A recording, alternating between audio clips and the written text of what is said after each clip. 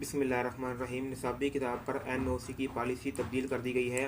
اسلامیات مطالعہ پاکستان اور معاشرتی علوم کی نصابی کتاب پر NOC کی پالیسی تبدیل کر نصابی کتاب کی کلیئرنس ٹیکسٹ بورڈ کی بجائے براہ راست متحدہ علماء بورڈ کے سپرد کر دی گئی۔ اب پبلشرز اپنی کتابیں متحدہ علماء بورڈ کو جمع کروائیں گے۔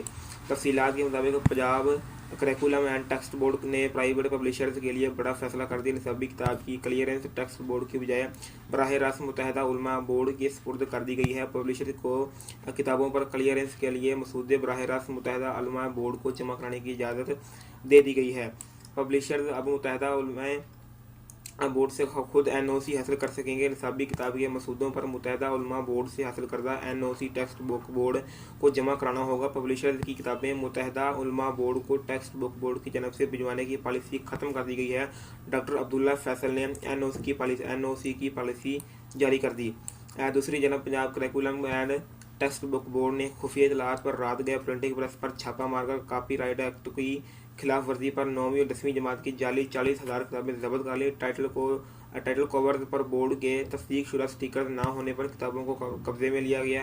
ٹیکسٹ بک بورڈ نے کاپی رائٹ ایکٹ کے تحت مقدمہ درج کر دیا۔ ڈائریکٹر پروڈکشن کے مطابق نصابی کتاب کی اشاعت صرف منظوری کے ساتھ شائع کرنے کی اجازت ہے اور اس کے لیے بورڈ نے ضابطہ وضع کر رکھا ہے۔